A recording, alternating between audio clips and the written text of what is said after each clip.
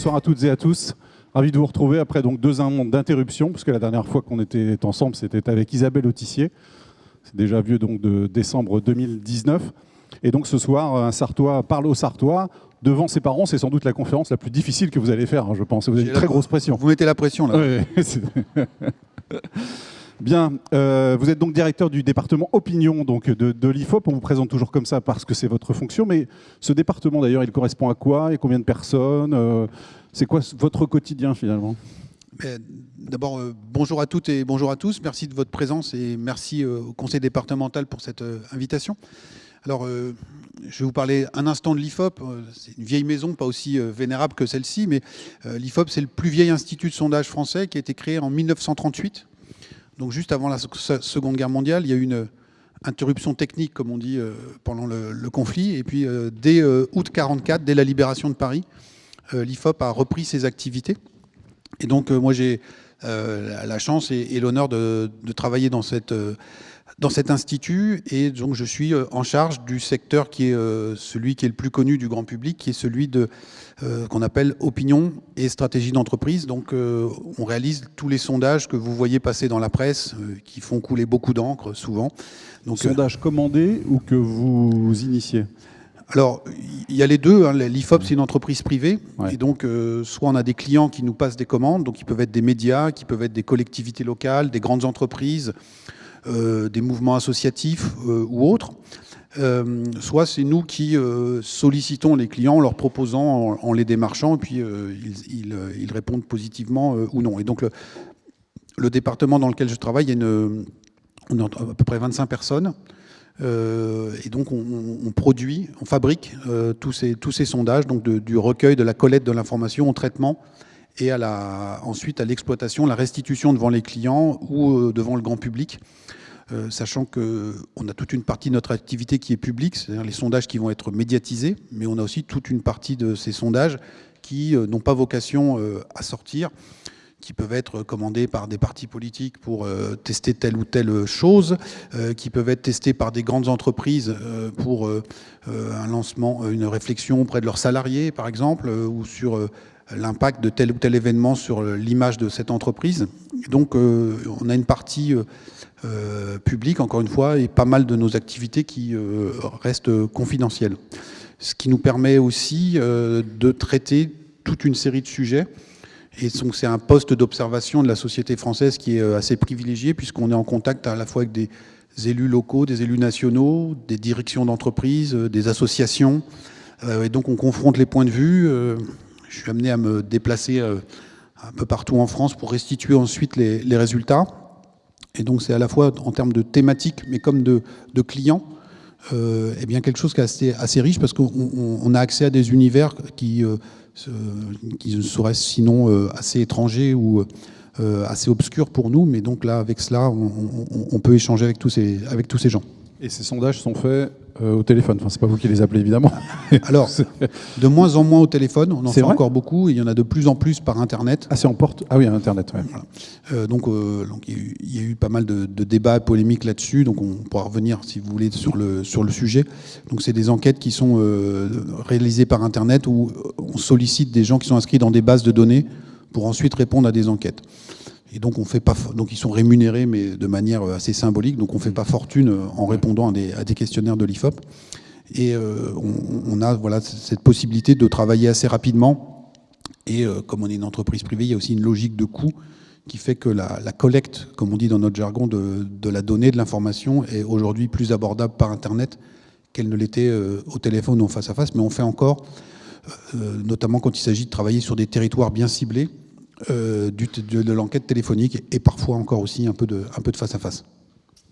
Alors, vous avez été l'auteur très remarqué d'un livre en 2019 que certains d'entre vous ont peut-être lu, L'archipel français, naissance d'une nation multiple et divisée, dans lequel vous mettiez en perspective les bouleversements qui ont transformé la société française. Vous y décriviez aussi les fractures, non seulement sociales et territoriales, mais aussi culturelles, cultuelles. Une constellation d'îles, d'îlots qui ont en commun, vous disiez-vous, un certain nombre de caractéristiques qui entretiennent des relations mais qui sont séparées. Et puis il y a donc La France sous nos yeux, ce livre qui est paru au Seuil, qui se vend extrêmement bien d'ailleurs. Et vous nous proposez là un panorama des mutations très profondes de la société française depuis le milieu des années 80. Une France métamorphosée, dites-vous, par ces transformations, ce que vous appelez la France d'après. Une France passée d'une économie qui reposait sur l'industrie, l'agriculture, la pêche, à une économie basée sur le tourisme, la consommation et les loisirs. On va expliquer tout ça, bien sûr. On va voir comment ça s'est passé. Quel lien d'ailleurs faites-vous entre l'archipel français, qui s'est allé plutôt sur 30 ans, et celui-ci sur ces 40 dernières années? Alors, on est à peu près sur la même période temporelle. Dans l'archipel français, vous l'avez rappelé, on s'était attardé notamment sur la question de la déchristianisation de la société française, donc, qui s'est accélérée au cours des dernières décennies, mais qui commence dans les années 60-70. On a parlé du déclin de l'influence de tel ou tel courant de pensée aussi, donc c'est à peu près les années 80, mais ça pouvait être un peu plus ancien.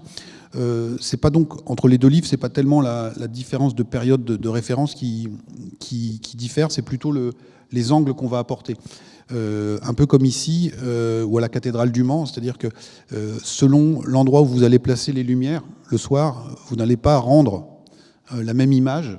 Et en général, pour prendre conscience de la complexité ou de la beauté d'un édifice, il faut placer les spots et les lumières à différents endroits, différents angles. Et c'est un peu ce qu'on a fait avec mon co-auteur Jean-Laurent Casselli, c'est-à-dire qu'on a essayé dans cet ouvrage, contrairement à ce que j'avais fait dans l'archipel français, on accorde assez peu d'importance aux questions politiques, mais on s'intéresse beaucoup plus au sujet des modes de vie, de la consommation, des références culturelles, parce qu'on pense que c'est aussi une façon très importante et intéressante de raconter la société française. Donc c'est plus une différence de point de vue, d'angle de vue qui diffère entre ces deux livres qui sont, de mon point de vue, assez complémentaires. Bien sûr.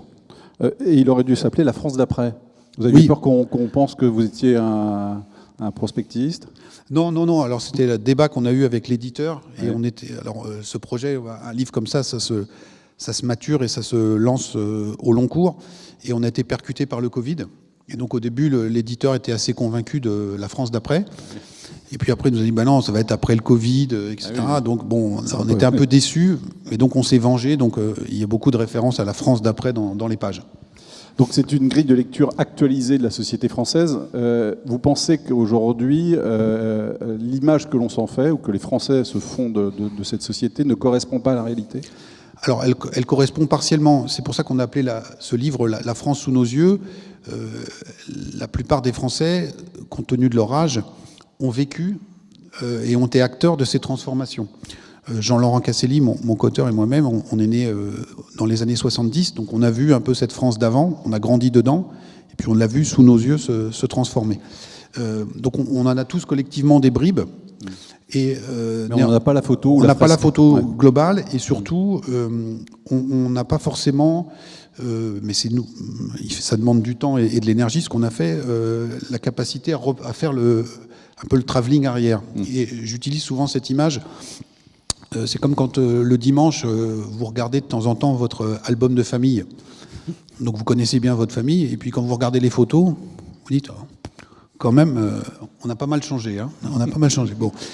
Et pas seulement que les gens, les décors. Voilà. Ou quand vous parlez avec des gens qui vous disent, tu sais, je me suis promené dans tel coin, là, ça fait 15 ans que j'y avais pas mis les pieds. Qu'est-ce que ça a changé? J'ai rien reconnu. Voilà. Et donc l'idée, c'était de donner cette photo la plus précise possible pour que tout le monde ait un peu une actualisation du logiciel, si je puis dire. Alors on va commencer par les transformations qui ont touché le modèle économique, parce que c'est ainsi que vous démarrez le livre, et on va parler de la ville je voudrais qu'on parle de la ville de Tonnerre, dans l'Yonne, qui a été foudroyée, si je puis me permettre, par la désindustrialisation au début des années 2000, et c'est un exemple qui résume finalement assez bien ce qui s'est passé et les conséquences pour la plupart des territoires français. Voilà, donc là encore, on a un certain nombre d'images un peu rétiniennes qui nous restent tous en mémoire. On a appris ça à l'école pour beaucoup. Quand on parle de désindustrialisation en France, on pense à la fin aux années 70. C'est les charbonnages dans le Nord-Pas-de-Calais, le textile, la sidérurgie lorraine, la navale dans les ports de France. Sauf que ce phénomène de désindustrialisation a continué, âgé continu, depuis cette période. On s'est appuyé donc dans ce livre sur les données d'un cabinet d'analyse économique qui s'appelle Trendéo, et qui nous a fourni cette base de données très intéressante qui montre que depuis 2008, donc c'est pas vieux, ça a 13 ans, 950 sites industriels de plus de 50 salariés ont été rayés de la carte en France, depuis 2008 seulement. Et donc là, on prend le cas de cette petite ville de Tonnerre, qui est une petite ville moyenne française, où, comme dans beaucoup de petites villes moyennes, l'activité économique était organisée autour d'une usine. C'était une grande usine Thomson, alors là, elle s'appelait la Stelli localement, et qui a fermé ses portes, entraînant avec elle des sous-traitants. Ce maillage économique était aussi structuré par d'autres petites unités de production d'autres secteurs d'activité, l'agroalimentaire ou autre, une cimenterie avec 50 emplois ici, 40 ici, qui ont fermé leurs portes à peu près dans la même période. Et tout ne s'est pas forcément passé comme ça partout, mais Tonnerre n'a pas la chance d'être au bord de la mer, ni dans une zone où il fait très soleil toute l'année, ni à proximité immédiate d'une grande métropole. Donc on n'a pas pu développer une activité touristique de remplacement. Ce n'est pas devenu une commune dortoir comme certaines ont pu le devenir. Et donc on a un chapitre qui s'appelle « Que reste-t-il quand l'usine a fermé ?» Et on s'aperçoit que dans beaucoup d'endroits de cette France que le géographe avait appelée la France périphérique, désormais le principal employeur c'est soit la mairie ou l'hôpital de l'emploi public et la grande surface du coin qui voit ses caisses enregistreuses se remplir avec bien de l'argent qui est versé aux fonctionnaires qui sont nombreux dans ces territoires, aux retraités. Un territoire sous perfusion, dites-vous. Perfusion et les prestations sociales. Vous savez, souvent quand on annonce la fermeture d'un établissement hospitalier, on a des mobilisations très fortes dans ces territoires. Alors c'est à la fois, bien évidemment, parce que les gens défendent la possibilité de se faire soigner près de chez eux. C'est aussi un élément de fierté de leur ville. C'est-à-dire, nous, on a un hôpital et les autres n'en ont pas. Mais c'est aussi le premier employeur. Et donc, il y a beaucoup d'endroits où vous avez des dynasties qui se sont créées, où le fils, le frère, le neveu, le cousin, la cousine sont embauchés à l'hôpital sur recommandation, ont des postes pas forcément nécessitant des concours d'accès, un peu comme avant, on faisait rentrer le fiston à l'usine. Et donc c'est aussi le principal employeur que les habitants défendent lors de ces mobilisations. On va reparler des grandes surfaces dans un instant. Je parlais de l'économie, de l'industrie, de l'agriculture aussi. Il faut en parler parce que, on le voit dans le livre, c'est le plus grand plan social de ces 40 dernières années. Oui, alors l'économie était organisée autour de la production, donc c'était d'abord l'industrie, mais on est un pays qui était très fortement agricole et rural, et donc l'agriculture joue un rôle très important. Donc là aussi, on se dit, l'exode rural, la fin des paysans, Henri Mandras, un grand sociologue, avait écrit un livre en ce sens dans les années 60. Tout ça, c'est les années 60-70. Sauf que là encore, le processus n'a pas cessé de se prolonger par la suite. On a été regarder les statistiques de l'INSEE.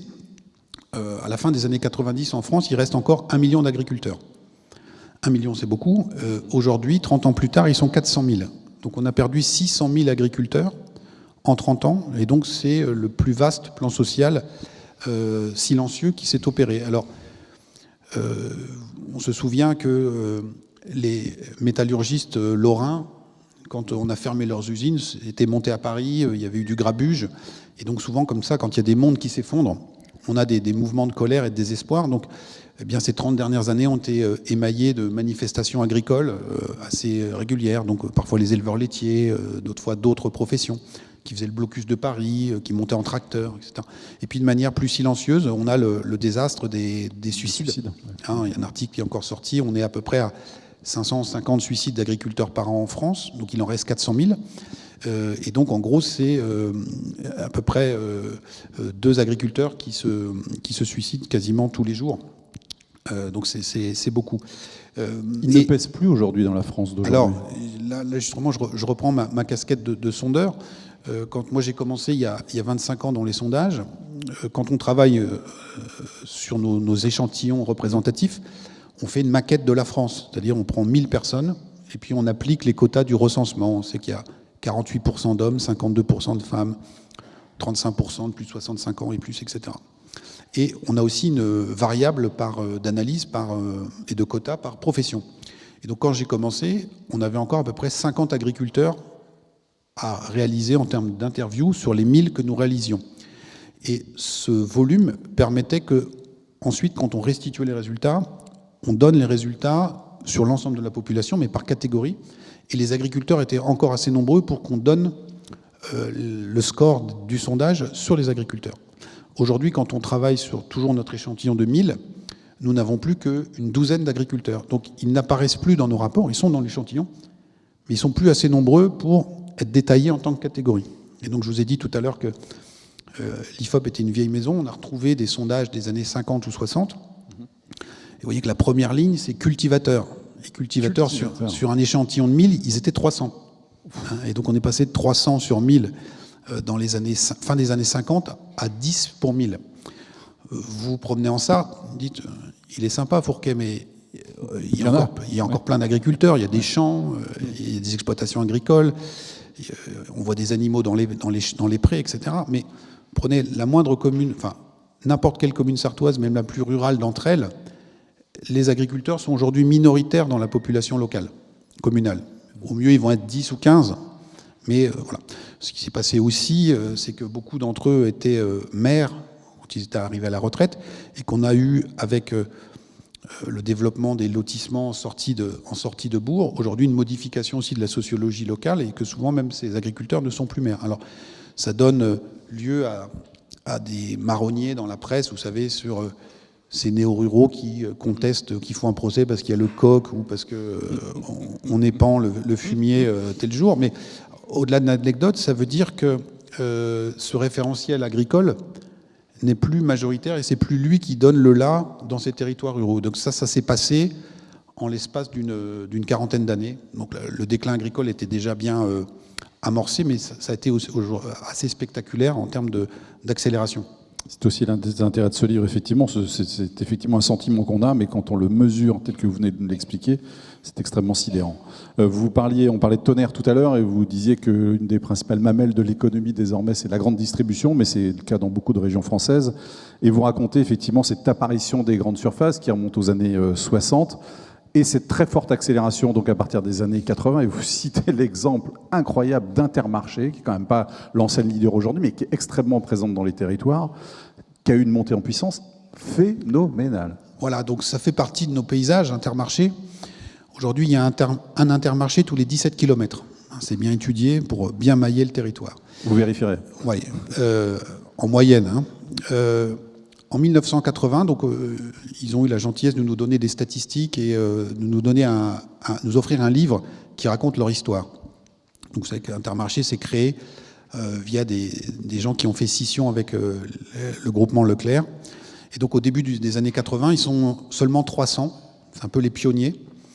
Et aujourd'hui, il y a 1800 Intermarchés en France. Donc, on est passé de 300 à 1800. Et dans leur livre, un peu à la gloire de leur saga et de leur épopée, il y a tout un chapitre qu'ils appellent la phase de vietnamisation. Alors je me suis dit, c'est un hommage des capitalistes français à Ho Chi Minh, et donc c'est un peu bizarre. Et donc quand vous lisez, ils expliquent en fait pourquoi ils ont appelé ça la vietnamisation, pour témoigner de leur très fort dynamisme et de leur énergie, puis aussi de leur volonté justement de couvrir le territoire et de ne laisser aucune parcelle du pays à l'écart de leur implantation. Pendant la décennie la plus active de leur déploiement, dans les années 80, on a fait le calcul, ils ont ouvert 2 magasins par semaine en France, pendant 10 ans de suite. Qui aujourd'hui a une capacité de production aussi importante que cela. Et donc, Intermarché, mais encore une fois, on n'a pas pris les plus gros, et tous leurs concurrents ont transformé la France en fait en une gigantesque zone de chalandise. Et tout ça a modifié aussi considérablement nos paysages. Donc voilà, j'ai grandi à la sortie nord du Mans, et donc je me rappelle encore de l'inauguration du Auchan Le Mans, 1982, à l'époque où les très nombreux jeunes de cette salle se souviennent qu'il y avait des champs entre Le Mans et Saint-Saturnin. Et cette zone, aujourd'hui, est totalement reconfigurée, puisque le navire amiral, c'était Auchan, mais une dizaine d'années après, il y a eu le multiplex. Et donc, c'était plus uniquement une zone de consommation, mais c'était aussi une zone de loisirs, de divertissement. Donc on a rajouté le laser game, le bowling, etc., les restaurants. Donc ça influence le développement du tissu urbain aujourd'hui. Énormément. Et donc vous voyez bien les difficultés aussi du centre-ville du Mans en termes d'enseignes commerciales, comme de tous les grands... Voilà. Et donc la substance économique, en fait, les flux sont partis vers les périphéries. Donc c'est le cas à la fois avec ces enseignes commerciales, mais c'est le cas aussi avec tout ce qui a trait au divertissement et loisirs. S'il fallait retenir une date dans ce basculement, alors on n'a pas de carbone 14, mais on pourrait reprendre le printemps 1992. Le 31 mars 1992, et c'est la fermeture définitive de l'usine Renault de Boulogne-Billancourt. Donc c'était, dans notre histoire collective, la grande citadelle ouvrière, où Sartre s'était adressé aux grévistes en montant sur un bidon en 68. 12 jours plus tard, le 12 avril 1992, c'était dans la même région parisienne l'inauguration de Disneyland Paris. Et donc on est passé de Boulogne-Billancourt à Disneyland. Et Disneyland aujourd'hui, Euro Disney, Disneyland Paris s'appelle, hors période de Covid, c'est 16 000 employés. Donc c'est le plus gros employeur monosite de France. Et donc on voit comment cette France du divertissement, du loisir, a aussi considérablement modifié nos vies et nos références culturelles. On s'est appuyé sur un sondage de l'IFOP qui porte justement sur cette population jeune qui a grandi dans la France d'après, donc les moins de 35 ans, qui ont grandi à 2-3 années près, qui sont nés à 2-3 années près au même moment que Disney. Si vous les interrogez, qu'ils habitent à Perpignan, à Brest ou à Cherbourg, 75% d'entre eux sont allés au moins une fois dans leur vie chez Disney. Alors dans ce début de campagne électorale, on parle beaucoup d'identité française. Une identité, ce sont des lieux, ce sont des moments partagés, des références communes. Disneyland, aujourd'hui, fait partie du référentiel culturel de la jeunesse française. Et donc on voit comment les choses changent. Un département très proche du nôtre, le Loir-et-Cher, a eu pendant très longtemps comme principale locomotive touristique Chambord. Eh bien, aujourd'hui, il y a une locomotive touristique plus puissante en Loir-et-Cher, c'est le zoo de Beauval. Et la bascule s'est opérée il y a 5 ou 6 ans quand, dans sa grande bonté d'âme, le gouvernement chinois a prêté à Beauval 2 pandas. Et donc les pandas de Beauval, dont Brigitte Macron est la marraine, ils ont eu des petits depuis, ils vont très bien, eh bien, ont été un produit d'appel qui a complètement surclassé Chambord. Alors Chambord se porte bien. C'est quoi l'écart ? C'est 1 million contre 1 500 000. Et la bascule se fait au moment des pandas. Donc si vous êtes président de l'Office du tourisme de Loir-et-Cher, donc il y avait une chanson très célèbre qui rendait hommage à votre département, vous aviez Chambord, et maintenant il faut dorloter les pandas, parce que ce sont eux qui vont faire le développement économique. On retourne la question industrielle, parce qu'à côté de Beauval, dans le sud du Loir-et-Cher, il y avait une usine Matra, à Romorantin, qui a fermé, et qui était le premier employeur de cette partie du territoire. Et aujourd'hui, le premier employeur privé du sud du Loir-et-Cher, c'est le Zooparc de Beauval, il y a 800 salariés. Et effectivement, on disait tout à l'heure de la disparition de sites industriels, vous avez cité ce chiffre effarant de presque 1 millier, et parfois ces sites industriels sont remplacés, là vous venez de le dire, il y a un autre exemple en Lorraine, par des centres de loisirs. Par le Walligator Park, c'est ça ? Alors, voilà. Ouais. Donc on a parlé de la désindustrialisation qui a très durement frappé la Lorraine. Donc on est au milieu des années 80 et les élus locaux, la DATAR qui existait encore, ministère de l'économie, Direction d'aménagement du territoire, se disent mais qu'est-ce qu'on va faire dans cet endroit-là ? Puis on se dit c'est quand même la Lorraine, c'est bien placé, il y a le Luxembourg pas loin, la Belgique, l'Allemagne. Et puis, c'est le sens de l'histoire, on va créer un parc d'attractions. Donc, la DATAR sponsorise des études pour l'implantation du parc qui s'appelait le Big Bang Schtroumpf, qui a été créé sur le site même de l'ancien plus grand laminoir d'Europe, qui était à Gondange. Et donc, vous voyez, il y avait un économiste autrichien qui s'appelait Schumpeter, qui parlait de la destruction créatrice, c'est-à-dire qu'il y avait des entreprises qui disparaissaient et d'autres qui naissaient dessus. Eh bien, on s'est dit collectivement qu'avec ces activités-là, on allait redynamiser le secteur. Donc depuis, les Schtroumpfs ont disparu, il s'appelle le parc Walligator. Et donc ça s'est développé sur les ruines de cette usine sidérurgique. Mais on a d'autres exemples. À Carmaux, dans le sud de la France, là aussi une région très marquée par l'histoire, la patrie de Jaurès. Il y avait une mine de charbon à ciel ouvert, et qui a été reconvertie dans les années 90, là aussi en parc de loisirs. On pourrait prendre aussi l'exemple du Grand Stade de France, qui a été construit dans les années 90 sur ce qu'on appelle la plaine Saint-Denis, en Seine-Saint-Denis, qui était la plus grande concentration d'industrie lourde en Europe après la Ruhr en Allemagne. C'était aux portes de Paris, il y avait une conclusion, une conséquence électorale de tout ça, c'était que c'était un fief communiste très important. Et l'inauguration du Grand Stade de France, c'est la fin des années 90. Donc on voit que ça s'est passé là aussi sous nos yeux, et qu'aujourd'hui, quand on passe là, on n'a plus aucune idée de l'histoire industrielle de ces territoires. Alors, dans ce livre, il est question de kebab, de tacos, de piscine, de barbecue, de Stéphane Plaza. Vous voyez, c'est très, très divers, hein, mais c'est la société de consommation et notre société de loisirs. C'est nos vies. C'est nos vies, exactement. Donc, on va parler un peu de tout ça. On aurait beaucoup de choses à se dire, mais on va essayer d'effleurer, ou en tout cas de rester sur certains sujets. Et je voudrais qu'on parle de ce que nous sommes, nous aussi, les Français, et de ce qui se passe aussi dans les classes moyennes populaires françaises et autres. Et je voudrais, pour commencer, que vous nous parliez de la métaphore de la toupie. Ça nous permettrait d'arriver petit à petit au barbecue et à la piscine. Voilà. Vous voyez qu'on est très imagé. C'est bien, ouais.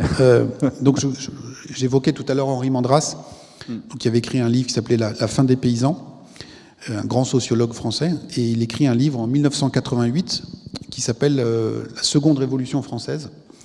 Et donc il fait un peu comme nous, 40 ans d'écart. Il regarde dans le rétroviseur ce qui s'est passé dans les 30 ou 40 dernières années qui ont précédé l'écriture de son livre. Et donc lui, c'est la France des 30 glorieuses, du premier choc pétrolier. Et il dit, en fait, il y a un grand mouvement qui s'est déployé dans la société française. C'est un mouvement qu'il appelle de moyennisation. Et donc il dit, avec la société de consommation, avec ce qu'on avait appelé le Fordisme, c'est-à-dire une société industrielle où on rémunérait relativement correctement les ouvriers pour qu'ils puissent acheter les produits qu'ils fabriquaient, eh bien, et puis le modèle de protection sociale à la française, on avait eu toute une partie du monde ouvrier qui s'était accroché, élevé à la classe moyenne. Et donc il disait, s'il fallait décrire la société française, la schématiser, elle aurait la forme d'une toupie, avec un sommet très effilé, avec les premiers de cordée tout en haut, et puis un gros ventre rebondi où cohabite ce qu'il appelait la constellation centrale, donc les classes moyennes, et la constellation populaire, mais qui donc était encore un peu différente, mais qui se moyennisait. Et puis tout en bas, comme une toupie, il y avait aussi une base assez étroite sur les catégories les plus défavorisées. Et nous prenons, comme point de départ, son livre pour raconter ce qui s'est passé depuis. On est un peu à l'ère de Netflix. Il y a eu un désarrimage, comme vous dites. Voilà, on est à l'ère de Netflix, donc on est en saison 2. Ouais. Et donc dans la saison 2, c'est la démoyennisation. C'est-à-dire que le ventre de la toupie commence à se scinder. Et on a toute une partie des nouveaux métiers qui sont créés dans une société qui n'est plus industrielle. Les emplois de service à la personne, le secteur de la logistique, le secteur de la sous-traitance, où les gains de productivité sont assez limités, donc il y a peu d'évolution salariale, il y a peu de perspectives d'ascension. Et donc, cette partie de la population voit son niveau de vie relatif, parce que ce n'est pas une paupérisation, c'est son niveau de vie relatif, un petit peu décroître, et se met en place ce que nous avons appelé une économie, un circuit secondaire, pour répondre aux besoins de consommation de ce public. Typiquement, c'est l'arrivée en France du hard discount, où toute une partie de la population va aller faire ses courses préférentiellement parce que les enseignes, Intermarché et beaucoup d'autres, sont trop chères. Et symboliquement, c'est un clin d'œil de l'histoire, l'année où Mandras sort son livre, mais il est comme nous, il regarde dans le rétroviseur, c'est l'année où arrive le premier magasin hard discount en France. Aldi arrive en Lorraine, il sera suivi par Lidl l'année d'après. Et donc c'est les premiers symptômes de cette démoyennisation. La démoyennisation, on la voit donc à la fois avec le hard discount, on la voit aussi par exemple sur le marché de l'automobile. Donc on peut parler de Renault un instant, puisque nous sommes au Mans. Renault avait racheté une usine et un groupe en Roumanie, Dacia. Puis il s'est dit, mais en fait, on va faire des voitures à pas cher, et ça va être notre produit de conquête des marchés émergents. Donc on va faire la Logan, 5 à 7 000 euros. Et donc là, on est au début des années 2000, et en 2005, il y a quelqu'un de chez Renault qui dit, mais pourquoi on ne la testerait pas chez nous, cette voiture? On dit, bah non, quand même, nous en France, on a de belles voitures. Bon, non, faudrait peut-être...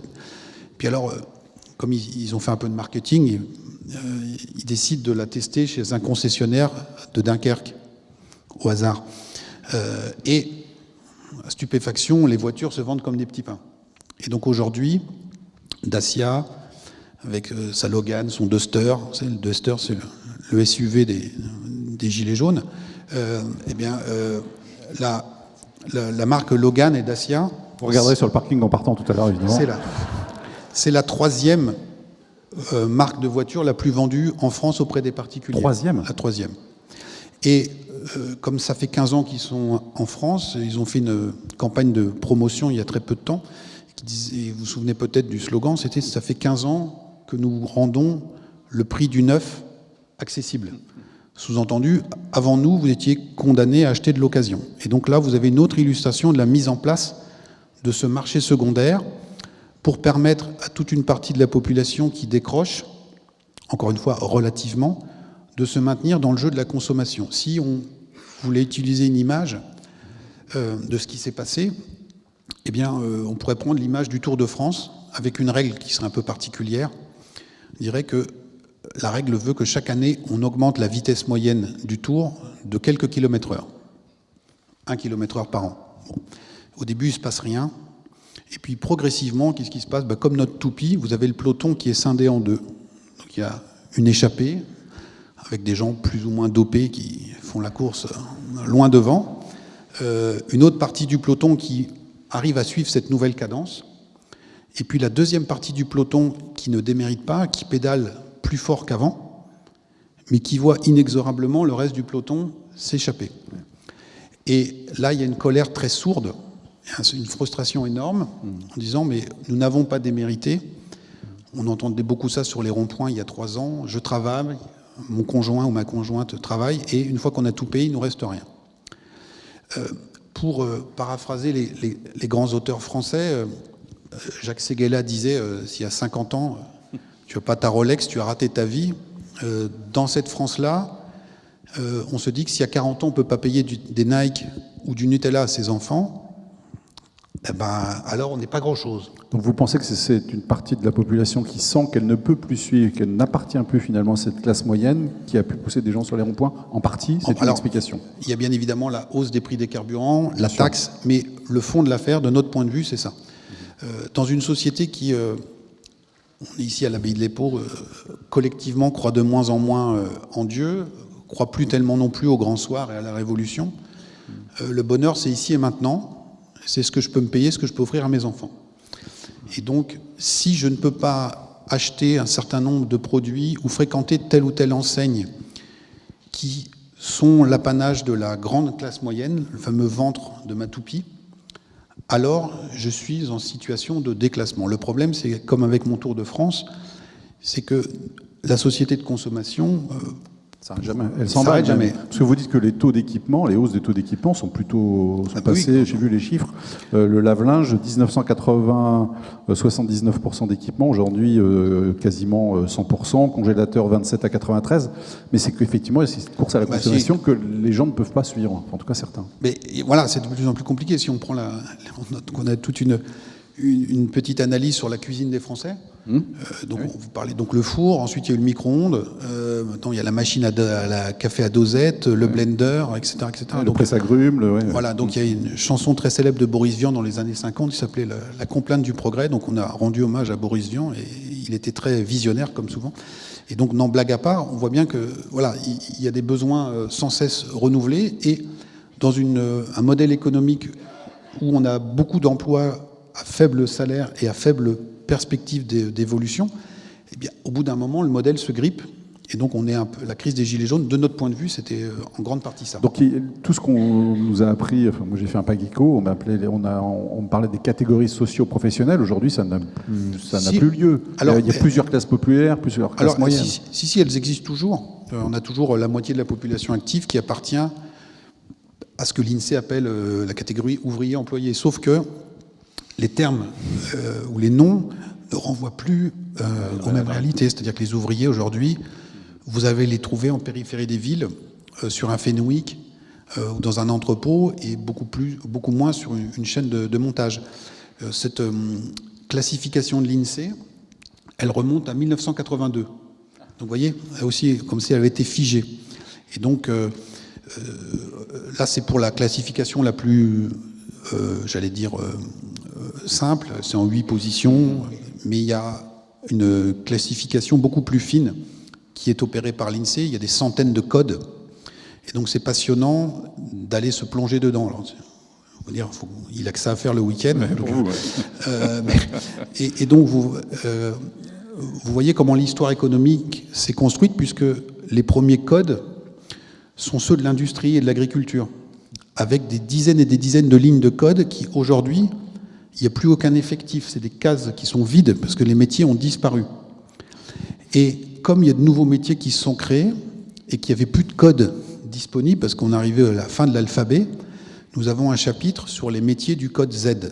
Donc il y a un gros fourre-tout, et donc dedans vous trouvez les tatoueurs, les coachs, les spirites, etc., développement personnel. Et donc les statisticiens de l'INSEE disent j'ai plus de lignes, et donc on va coller tout ça dans. Donc c'est les métiers du code Z qui se portent très bien, et donc ils sont en train de reconfigurer aussi notre paysage. Ça vous facilite pas les choses, vous, pour les sondeurs, j'imagine, cette diversité des classes? Non.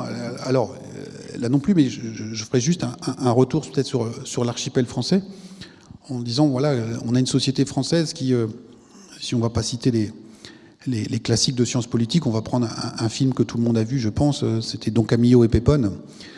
Et donc on avait une société française qui fonctionnait un peu comme ça jusqu'à la fin des années 60-70, avec la France catholique d'un côté et les communistes de l'autre. Je vais très vite. À la fin des dans les années 60, on a 35% de Français qui vont à la messe tous les dimanches et à peu près 20% de Français qui votent communistes. Et donc, dans mon échantillon de 1000 personnes que je retrouve, nous, notre boulot, c'est de mettre des gens dans des cases. Et donc, on a dit, on en avait 350 qui étaient catholiques pratiquants, et puis on pouvait en mettre 200 autres chez les communistes. Il n'y avait pas de risque de double compte, parce que comme dans Don Camillo et Pépone, en général, celui qui allait à l'église n'était pas trop communiste. Et donc, dans notre jargon, affecter les gens dans des cases, on appelle ça ventiler. Donc vous avez la moitié qui était communiste ou catholique. Voilà, 550, il en restait 450 à ventiler.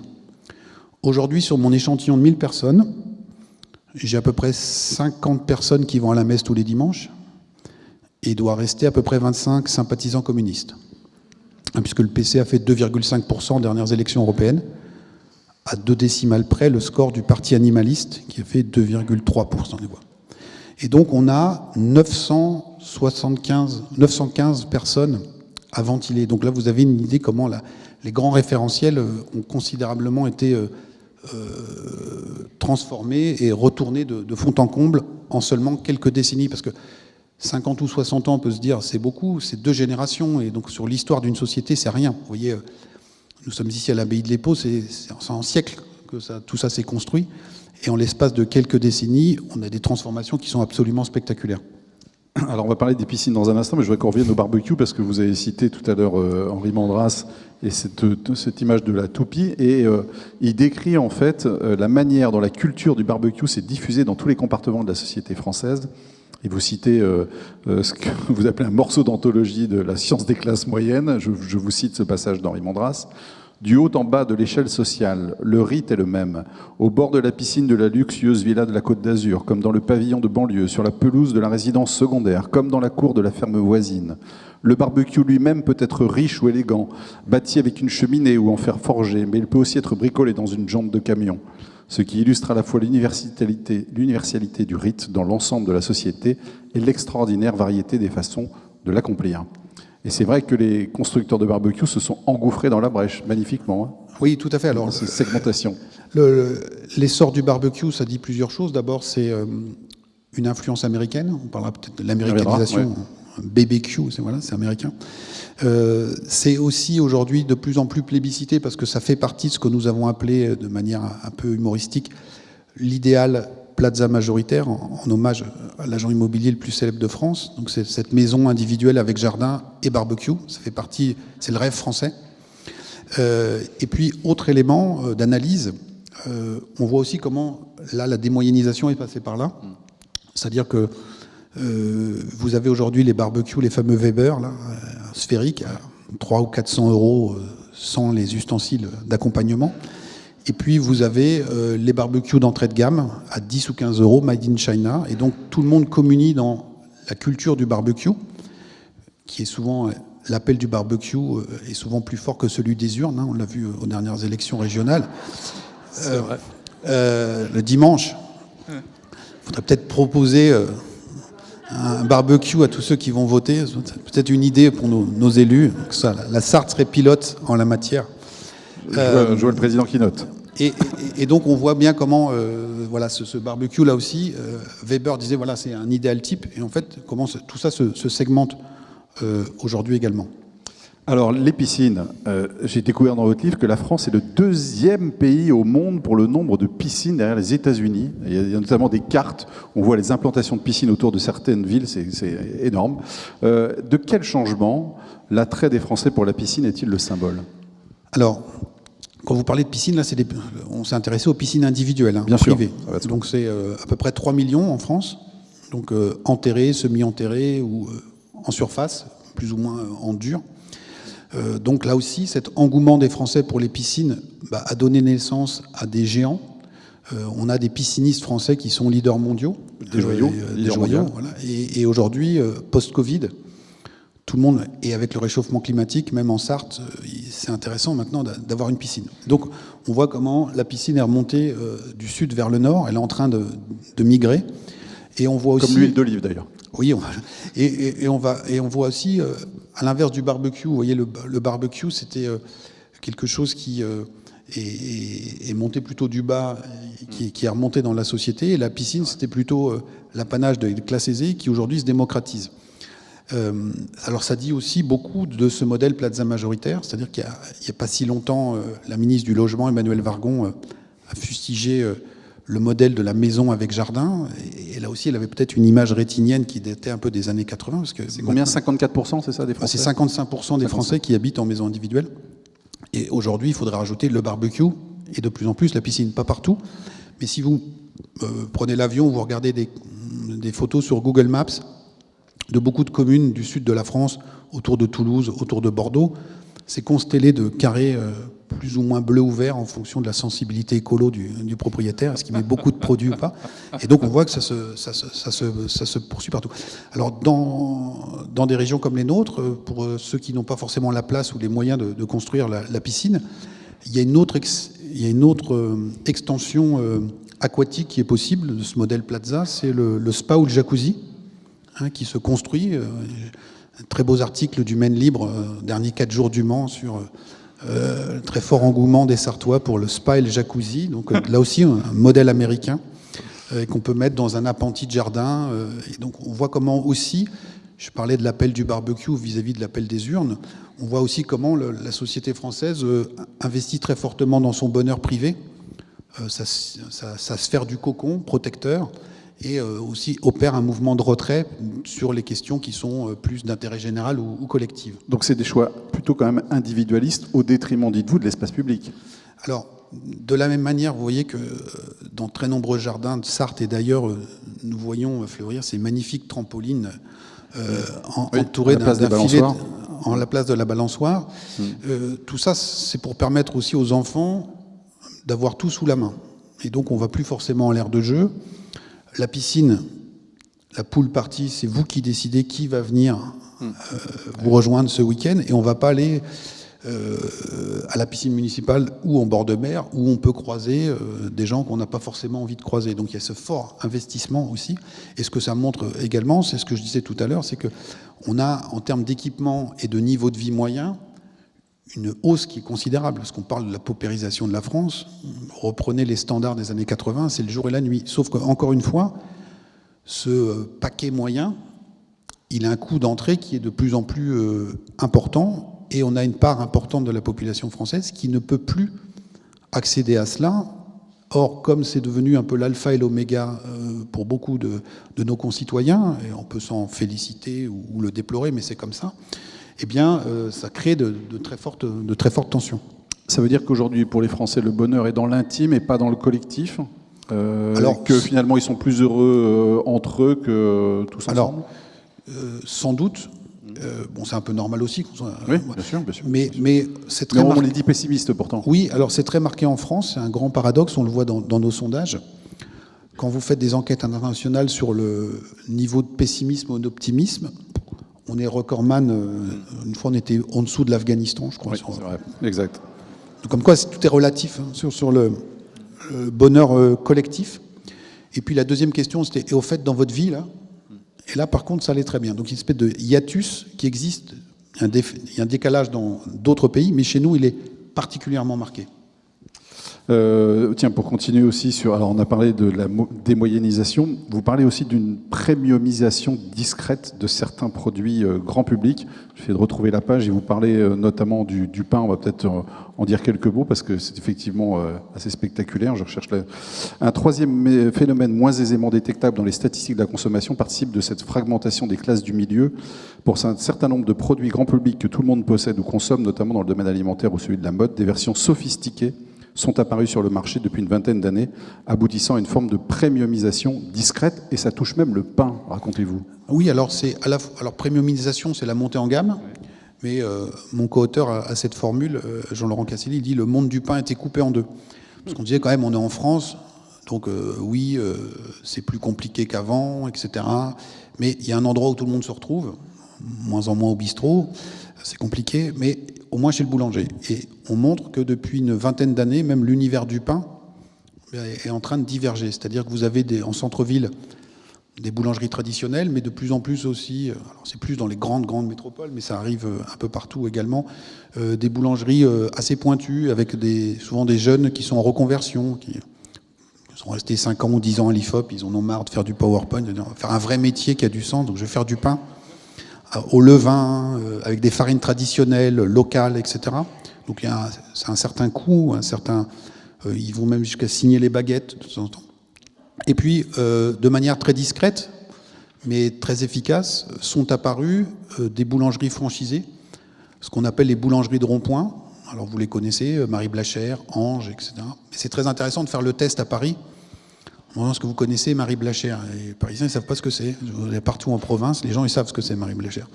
Ou la Micaline, la brioche dorée. Voilà.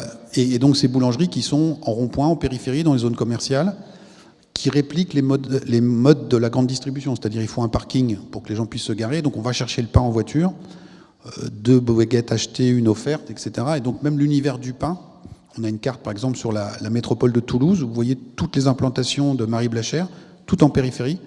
Et puis, les boulangeries tradition, elles sont toutes dans le centre-ville historique de la ville. Donc, tout ça est en train de diverger également. Je parlais du rôle de la voiture. On a beaucoup évoqué la crise des Gilets jaunes. Ça nous a beaucoup frappé d'observer là aussi comment les statistiques avaient divergé. À la fin des années 90, au recensement, on constate que 75% des Français ont une voiture et que ce taux d'équipement est de 50% à Paris intramuros. Parce qu'il y a le métro, c'est compliqué de se circuler. Donc c'est la fin des années 90, il y a 25 points d'écart. Dernier recensement, on a 85% de la population française qui est équipée en véhicule, en voiture. Donc vous comprenez que quand on augmente la taxe sur l'essence, ça fait mal. Et combien on a de Parisiens qui ont une voiture aujourd'hui? 35%. Donc aujourd'hui, il y a un différentiel de 50 points. Mais ça veut dire que c'est un autre monde.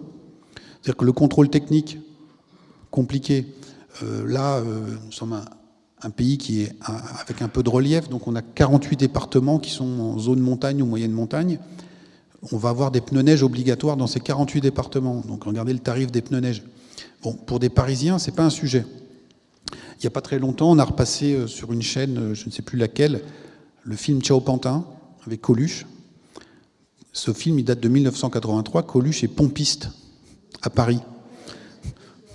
Il reste 100 stations essence à Paris. Donc là, je parle à tous ceux qui fréquentent les périphéries françaises. Vous connaissez l'Éléphant Bleu, Nord-Auto, etc., etc. Il n'y a pas une de ces enseignes qui est présente dans Paris Intramuros. Et donc, quand Pompidou crée les voies sur berge, quand Chirac est maire de Paris, c'est encore Paris et le mythe de la bagnole, comme disait Pompidou. Aujourd'hui, cette grande métropole, et les autres suivent avec un train de retard, sont en train de diverger en termes d'expérience commune. C'est-à-dire avoir peur que la voiture un peu âgée ne passe pas le contrôle technique parce qu'on n'a pas les moyens d'en acheter une deuxième. C'est pas un sujet dans Paris. Voilà. Alors que c'est le quotidien de beaucoup de Français. Quand on fait des études sur le microcrédit, vous savez, ces gens qui demandent un petit prêt de 400, 500 euros, la principale motivation, c'est la réparation automobile. Donc on voit bien comment cette voiture, cette maison individuelle, et donc c'est quand même les deux piliers qui ont donné lieu aux Gilets jaunes puis au tollé suite aux propos de la ministre, eh bien c'est des modes de vie qui sont encore très majoritaires, mais duquel s'éloigne toute une partie des populations qui habitent dans le cœur des grandes villes et qui sont souvent les populations qui sont amenées à prendre des décisions. Et donc elles évoluent dans des environnements qui peuvent les amener à des erreurs de jugement parfois assez graves, comme on a vu au moment de la crise des Gilets jaunes.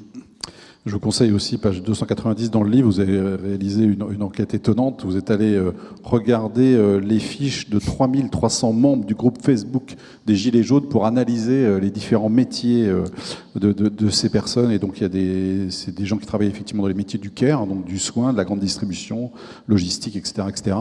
Ce décrochage du bas de la classe moyenne que vous nous racontez, qui a donc alimenté en partie le mouvement des Gilets jaunes, il ne s'est pas arrêté.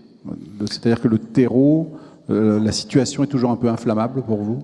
Oui, alors, même si on a le gouvernement là qui a octroyé un certain nombre d'aides sur l'énergie, et nous avons eu également le fameux « quoi qu'il en coûte », oui, qui a permis quand même de mettre beaucoup d'huile dans les rouages. Et donc, même on voit dans nos enquêtes, si les Français étaient majoritairement très critiques et très sévères au début du Covid, sur la gestion qui en a été faite par le gouvernement, aujourd'hui, c'est pas le plébiscite, mais tant en matière sanitaire, et aussi grâce à l'aide des collectivités locales sur le déploiement de la vaccination, mais aussi ce fameux « quoi qu'il en coûte », tout ça a permis quand même d'amortir beaucoup de choses. Quand vous regardez le chômage partiel, il a été versé à plus de 10 millions de salariés pendant le premier confinement. Donc l'État était le premier employeur de France, mais de très très très loin. J'allais dire pas quasiment le seul, mais et les salariés ont été, alors tout n'était pas payé bien sûr, mais on était indemnisé à hauteur de 84%. En Allemagne, qu'on prend souvent comme comparaison, c'était 50%. Et quand vous discutez avec des restaurateurs, des gens de très nombreux secteurs, ils vous disent s'il n'y avait pas eu ça, on aurait mis la clé sous la porte. Donc il y a beaucoup de gens qui sont conscients de ce phénomène, de ce qui apaise un petit peu cette colère. Et puis, je parlais tout à l'heure de l'appel du barbecue, on est aussi en France, et donc se profile l'élection présidentielle, et donc un certain nombre de Français considèrent que c'est à ce moment-là qu'on fait passer les messages, et donc il ne faut pas être devin, parce qu'il faut resté modeste, on n'avait pas vu arriver la crise des Gilets jaunes, donc on va voir ce que l'avenir nous réserve, mais on peut penser que si cette colère rentrée qui peut exister, à mon avis, elle trouvera un exutoire plutôt dans les urnes, en tout cas à brève échéance, ce qui ne veut pas dire que tout ce qu'on a raconté jusqu'à présent avait disparu comme d'un coup de baguette magique, et demain, sur d'autres phénomènes, ces colères peuvent éventuellement repartir. On ne va pas parler de la baisse de la popularité de la blanquette de veau ou du bœuf bourguignon, même si elle dit effectivement beaucoup de choses. Je voudrais qu'on dise un mot sur les kebabs dont vous parlez dans le livre. Et cette croissance, je recherchais les chiffres. La France compte près de 10 000 établissements qui auraient servi 350 millions de kebabs. Ça, c'était les chiffres de 2017. Et vous disiez dans une enquête de l'IFOP, un Français sur deux fréquenterait au moins occasionnellement ce type de restaurant. Qu'est-ce que ça raconte de notre société ? Alors là, on parlait tout à l'heure d'identité française avec Disney. C'est une aussi des très profondes mutations que la France a connues depuis une quarantaine d'années. C'est son extraordinaire ouverture aux influences culturelles étrangères. Donc la plus évidente, c'est l'américanisation. Donc si on reste sur l'alimentaire, oui, vous en parlez beaucoup. Ouais.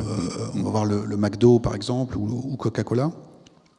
Et vous voyez que le burger, le fameux, n'est plus l'apanage des chaînes qui le vendent, même dans des brasseries françaises traditionnelles. Aujourd'hui, on revisite le burger qui fait partie de notre gastronomie. Qui s'est premiumisé aussi, pour revenir à ce qu'on disait tout à l'heure. Il peut y avoir le burger à 4 € et celui à 15. Mais on a, au festin français, invité énormément de choses différentes, et notamment le fameux kebab. On pourrait parler aussi des pizzas. On mange plus de pizzas en France qu'en Italie. Et donc là aussi, la grande distribution est passée par là. Les tacos. Et alors, voilà, on voudrait plutôt prendre le kebab, l'exemple du tacos, qui est à mon avis encore plus parlant, d'un phénomène qu'on appelait l'hybridation, c'est-à-dire comment on mélange les influences. Alors, je parle pour les très jeunes de cette salle, qui sont nombreux. Il y a un produit aujourd'hui qui fait un tabac qui s'appelle le French tacos, hein, donc en bon français, le tacos français.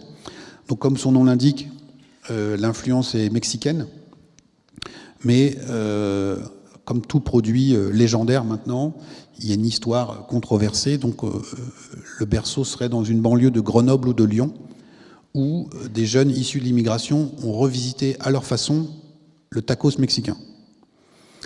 Et donc ils l'ont fait en hybridant ça avec des recettes issues du Maghreb. On était quand même en France, donc on a mis la sauce fromagère dessus. Et donc ça donne naissance au French tacos, qui est aujourd'hui vendu un peu partout, notamment dans une enseigne qui s'appelle Au Tacos, 400 points de vente en France.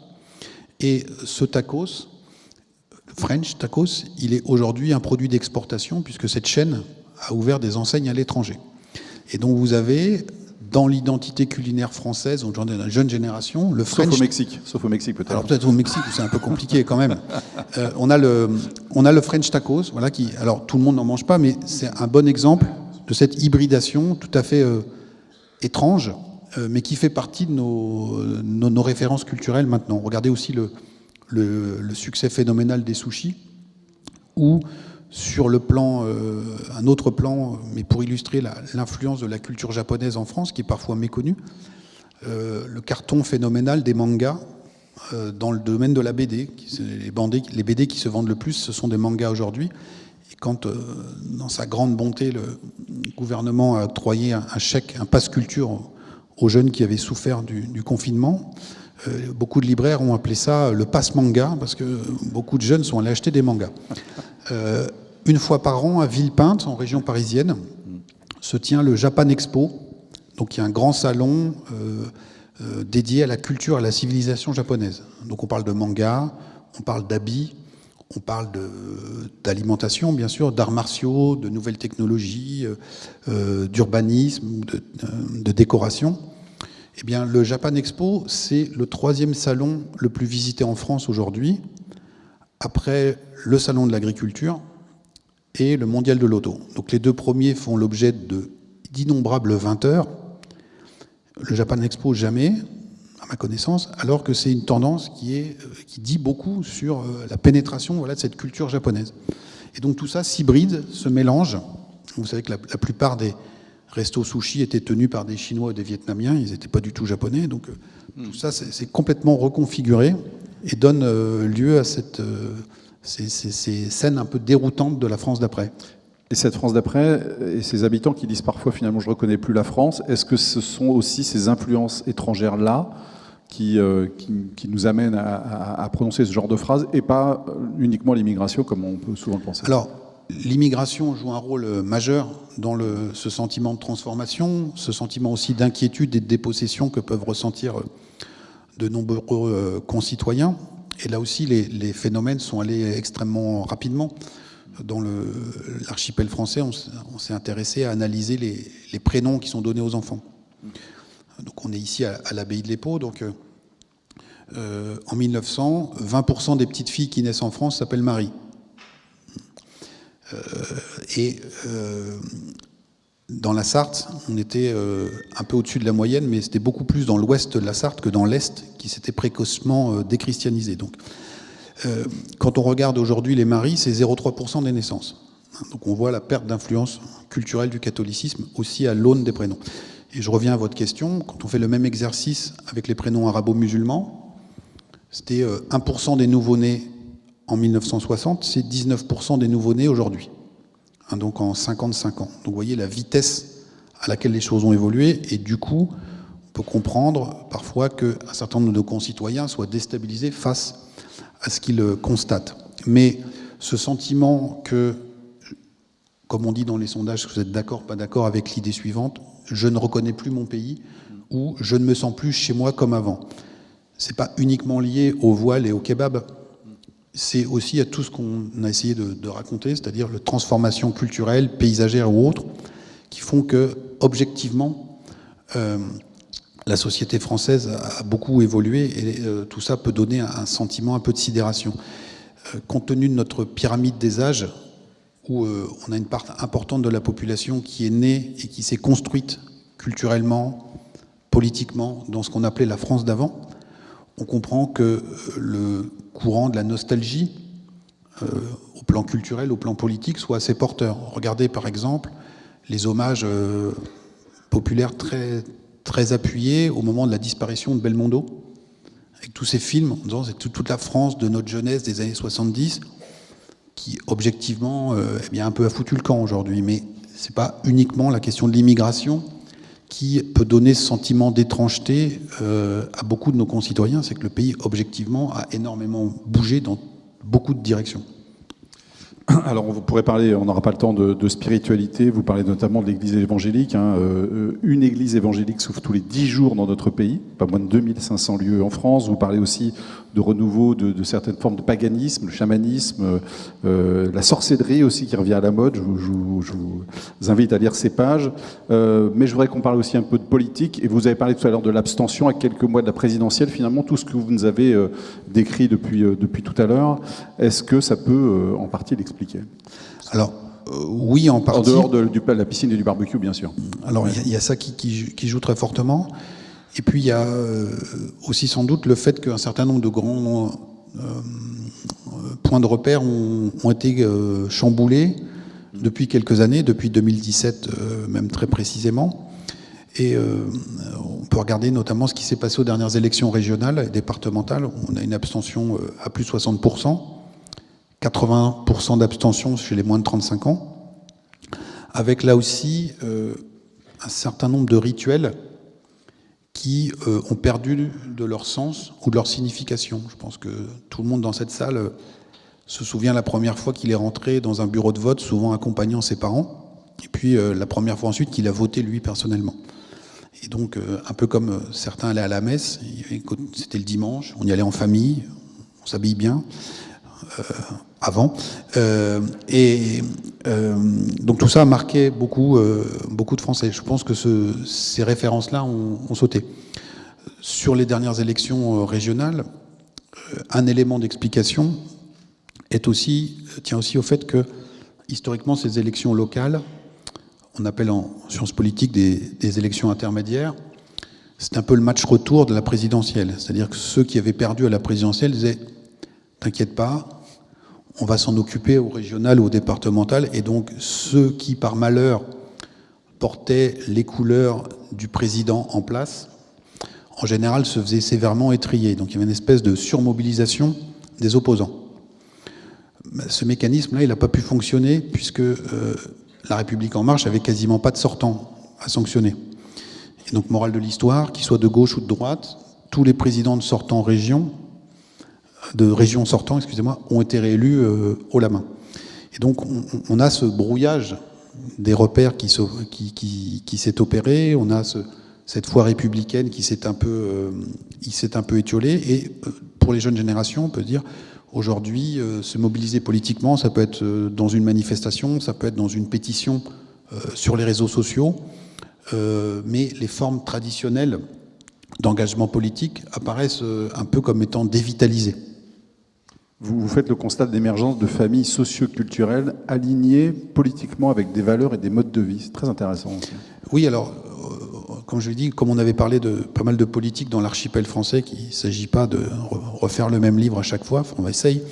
On parle de politique que dans la conclusion, en disant en quoi tout ce qu'on a raconté et pourquoi on s'est intéressé aux modes de vie, eh bien, en quoi ces modes de vie sont aussi assez porteurs ou influent aussi sur les comportements politiques. Donc, on a parlé tout à l'heure de Paris et de la voiture. Donc, on voit qu'il y a un fort vote écolo dans Paris, mais il n'y a pas de voiture. On pourrait prendre d'autres exemples comme ça qui nous montrent en quoi ces modes de vie eh bien, jouent de plus en plus sur les comportements électoraux. On travaille notamment sur le département de la Drôme, qui met en opposition, de manière un peu caricaturale, toute une partie de la Drôme qui est dans la vallée du Rhône, qui est très urbanisée, avec des couloirs autoroutiers, beaucoup de lotissements, entrepôts logistiques. Donc toute cette France d'après, qui a été très gilet jaune, qui vote beaucoup pour le Front National. Il y a aussi une immigration et une insécurité qui sont importantes. Et puis on a une partie est de la Drôme qui est beaucoup plus écolo. Les gens ne sont pas forcément plus riches ou moins riches que dans l'autre, mais on est sur une économie sociale et solidaire, sur de l'agriculture bio. On est sur, depuis les années 60, 3 ou 4 générations successives de néo-ruraux, post-68, et puis après années 80, 90, et aujourd'hui collapsologues, décroissants, qui se sont installés. C'est aussi dans cette région qu'on a constaté un taux de vaccination contre le Covid qui était nettement moins élevé qu'ailleurs. Et donc on a voilà, des mondes comme ça qui se construisent aussi de plus en plus autour des références culturelles et des modes de vie. Oui, vous parlez de l'alimentation. Vous dites par exemple que chez les sympathisants Europe Écologie Les Verts, ce sont eux qui recourent le moins au service d'Amazon, de 19%. En revanche, 30% des autres familles politiques, 38% au Rassemblement national. Parlez pareil de l'alimentation, 40% des sympathisants écologistes achètent très régulièrement des aliments bio, contre 12% pour les sympathisants du Rassemblement national. Cette France d'après, elle a aussi, vous le dites à la fin, c'est la dernière phrase, des partis d'après. Oui, ce qu'on se disait, c'est qu'en fait, tout ce à quoi on assiste depuis 2017 et même depuis quelques années avant, en réalité, au plan électoral, n'est que la mise en conformité tardive de ce paysage politique avec la réalité de la France contemporaine. C'est-à-dire, si on reprend Don Camillo et Pépone, l'affrontement gauche-droite, il était structuré sur un affrontement culturel, des blocs sociologiques bien identifiés, la paysannerie, la classe ouvrière, la petite bourgeoisie. Tout ça a été retourné complètement, et donc il était illusoire de penser qu'on aurait encore le bel ordonnancement gauche-droite, sans se livrer à aucun pronostic, parce que l'histoire récente de la présidentielle nous a appris, à nous Sartois, qu'il pouvait se passer beaucoup de choses. Si aujourd'hui on additionne dans les enquêtes d'opinion le score de la candidate socialiste, Anne Hidalgo, 5%, et du candidat de droite qui aujourd'hui est le mieux placé, Xavier Bertrand, 14%. On est en dessous de 20% pour les deux partis qui, historiquement, ont fait la vie politique française depuis 40 ou 50 ans. Si je prends encore une fois le candidat le mieux placé, Xavier Bertrand, pour la droite, 14%, c'est 6% d'intention de vote chez les moins de 50 ans. 6%. François Fillon a fait 10% chez les moins de 50 ans. C'est-à-dire l'essentiel de son électorat est un électorat sartois et retraité aussi. Voilà. Et donc on voit bien que ces vieux partis aujourd'hui ont les plus grandes peines du monde à s'adresser à la société contemporaine. Je vous donnerai juste deux derniers chiffres. On a publié une étude dans le Figaro très récemment sur la Nièvre, qui était grand fief de François Mitterrand. Au congrès socialiste de 2008, congrès de Reims, je crois, on a 800 adhérents du PS qui votent pour la participation à ce congrès. Et donc, comme vous savez, ceux qui votent dans un parti, ce sont les vrais militants, en fait. Le dernier congrès du PS, les votants dans cette fédération, qui était la fédération de François Mitterrand, ils étaient 74. 74 votants pour la FEDEPS de la Nièvre, une hémorragie tout à fait spectaculaire, y compris dans des terres qui ont été marquées par une histoire. Et donc on est vraiment dans cette France d'après. Et j'ai consacré aussi des pages à l'évolution politique de la Sarthe, puisque vous savez qu'il y a eu très nombreuses études depuis André Siegfried, au début du XXe siècle. Ensuite, il y a eu Paul Bois qui a écrit un beau livre qui s'appelle Paysans de l'Ouest sur la Sarthe. Et puis il y a une dame qui s'appelait Jeanne Dufour, qui est à l'université du Mans, qui a écrit aussi beaucoup sur la Sarthe et qui montrait que l'affrontement entre l'Est et l'Ouest du département, entre la gauche et la droite, un endroit on appelait ses filles Marie et un endroit on les appelait pas Marie, eh bien tout ça a été mis en place au moment de la Révolution française. Et ça a tenu jusqu'au milieu des années 80, de manière assez spectaculaire. Et puis à partir du milieu des années 80, cette vieille ligne Siegfried, là, elle s'est complètement brouillée. Et aujourd'hui, si on veut regarder politiquement comment ça se structure dans la Sarthe, vous prenez une carte de la Sarthe, vous prenez un compas, et vous faites des cercles concentriques, et plus vous éloignez du Mans, plus le vote Rassemblement National va monter, et moins la République En Marche fera des scores. Et c'est lié aussi au prix de l'immobilier. Donc il y a d'autres lignes de clivage, mais on voit comment l'affrontement Est-Ouest aujourd'hui est remplacé par d'autres phénomènes, parce qu'ils correspondent ou ils illustrent la réalité et l'état de la société française. Et donc le vieux cadastre n'était plus à jour, il fallait l'actualiser. Et c'est ce qui est en train de se faire. Un ancien Premier ministre, Édouard Philippe, disait il y a 2 ou 3 ans, la poutre travaille encore. Et donc on est des poutres, là j'espère que celle-là ne bouge plus trop, qui est encore en train de travailler. Donc ce qui s'est passé en 2017, c'était la saison 1, si vous voulez. Et donc on a la suite du processus de recomposition, de réajustement du paysage électoral. Je ne sais pas s'il y a possibilité de poser des questions, je ne suis pas sûr avec les micros, le Covid. Si, il y a. Très bien. Alors, si vous avez des questions, c'est possible. Je vous laisse vous désaltérer pour l'instant, là, parce que vous parlez depuis 1h15. Vous levez la main, vous levez simplement si vous avez une question. Question sur la Sarthe, très précise, même si vous voulez. Non, pas de questions. Alors la deuxième maintenant. Bon. Est-ce que, parce que pour ce livre, en tout cas, c'est une bible extraordinaire pour tous les candidats à l'élection présidentielle, vous avez eu des retours de certains déjà ou pas? Parce que je sais qu'ils ont beaucoup d'hommes politiques ont lu l'Archipel français. Et celui-ci? Alors, on me dit que certains l'ont lu, voilà. Ouais. Donc voilà, mais on est à leur disposition. Puis, 23 € dans toutes les bonnes librairies, donc on est sûr. Oui, monsieur, je vous en prie, merci. Le micro va arriver jusqu'à vous, tout au fond de la salle.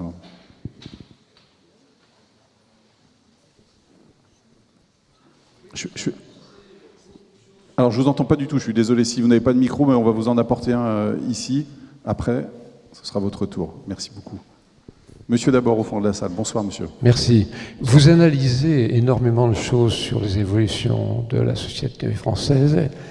Est-ce que vous analysez ceux qui s'engagent dans la vie publique et la vie politique? Parce que vous citiez les nombres de participants au congrès du Parti socialiste dans la Nève il y a quelques années, et puis ceux d'aujourd'hui. Mais on le voit aussi dans des tas de domaines, enfin un tas d'autres partis politiques où finalement il n'y a plus personne. Est-ce que les classes d'âge de 30-35 ans, qui sont les élites du pays pour ces générations, s'engagent encore aujourd'hui autant dans le débat politique, dans la vie politique, dans la vie publique, que celle d'il y a 40 ans? Alors, on le voit, merci pour votre question, monsieur. Donc on voit déjà que sur le geste même d'aller voter, il apparaît beaucoup moins automatique dans les jeunes générations.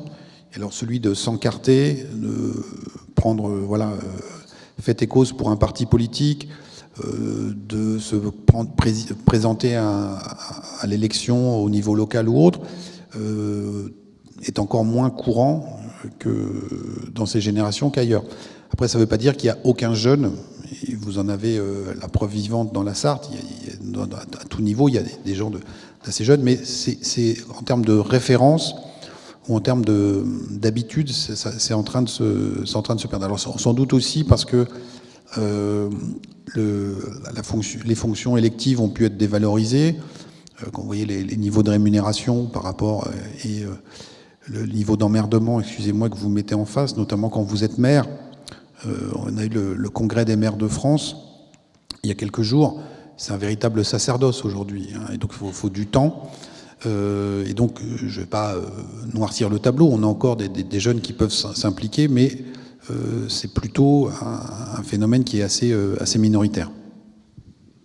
Alors, il y avait une question de devant, donc je suis désolé pour le micro, mais je vais vous faire revenir juste devant ici. Monsieur, si vous pouvez lever la main, je ne vous ai pas vu. J'ai entendu une voix poser une question, non ? Non, pas du tout, c'est moi qui en entends, mais c'est le lieu qui fait ça, pardon. Pas d'autres questions ? Oui, je vous en prie. Alors, 2 questions. D'abord, madame, pardon, le micro est plus près. Bonsoir. Merci. À vous, merci. Merci. Il y a un élément que vous n'avez pas analysé, c'est le marché de l'occasion. Aujourd'hui, donc vous parlez du hard discount, vous parlez du déclassement, mais il y a tout ce marché de l'occasion qui existe aujourd'hui, on voit toutes les applications sur Internet et ailleurs, et notamment la jeune génération qui est très très intéressée par tout ce marché-là. Je voudrais savoir ce que vous en parlez pensez. dans le livre. C'est la France de la débrouille. Voilà, donc on en parle dans le livre en appelant ça la France de la débrouille, l'économie de la débrouille. Donc il y a à la fois une offre qui s'est structurée avec le discount et autres, et puis il y a effectivement le seconde main. Donc on va faire un peu de publicité, Le Bon Coin, Vinted, je pense que vous faisiez notamment référence à cela. Alors ça dit plusieurs choses. Ça dit qu'effectivement le seconde main a acquis droit de cité. Ça dit aussi que si on a recours à ça, c'est parce que il faut arbitrer dans son budget. Et en même temps, certains nous disent mais c'est des bons signes pour l'écologie. Bon, alors moi je pense qu'il faut être assez modéré dans ses commentaires et mitigé dans ses emportements, en ce sens que quand vous faites des enquêtes auprès de consommateurs et de consommatrices aussi, vous voyez que beaucoup des ressorts qui président à ça consistent à, entre guillemets, valoriser votre garde-robe. Pour faire quoi ? Pour acheter du neuf. Et donc ça veut dire que le neuf a encore de très beaux jours devant lui. Donc il faut, je pense, pondérer les choses. On a beaucoup parlé ce soir des gilets jaunes, et donc là, en début de semaine, on présentait une étude sur justement le rapport des Français à la consommation sous ce prisme-là, et donc on a interrogé les Français sur qu'est-ce que ça signifiait pour eux d'acheter du neuf, un produit neuf. Et donc 46% des gens nous disaient c'est gage d'avoir un produit de bonne qualité, contre 54% qui nous disaient c'est avoir accès à la consommation moyenne et c'est faire comme tous les autres. Donc il y a une dimension qui est éminemment statutaire dans l'achat, et donc comme je vous disais tout à l'heure, appartenir à la grande classe moyenne, c'est fréquenter telle ou telle enseigne, et c'est aussi acheter du neuf. Je peux faire les deux. Pour certains produits, acheter de l'occasion, je me débrouille, c'est pas forcément central, mais ça ne veut pas dire que j'ai renoncé complètement au neuf. Alors, après, quand on parle d'archipel français, vous avez différents groupes de population. Certains ne sont plus que là-dessus et disent on ne va pas enrichir les grands groupes, on ne va pas détruire la planète, et donc le seconde main nous va très bien. Mais ce n'est pas forcément la majorité de l'espèce. Monsieur, juste derrière, je crois que vous aviez une question, si vous pouvez relever la main. Monsieur, pardon, excusez-moi. Pardon. Bonsoir. Oui, bonsoir. Je voulais surtout vous féliciter. Vous faites honneur à votre formation de géographe. Et j'y suis particulièrement sensible. Dans votre second livre, celui que vous présentez ce soir, il y a des cartes qui sont fort intéressantes, mais que vous n'avez pas reprises parce qu'elles n'aident peut-être pas pour la démonstration. Ce sont les cartes de la presse quotidienne régionale. Et elles sont passionnantes. Pouvez-vous nous dire pourquoi vous ne les utilisez pas pour cette moyennisation, démoyennisation ?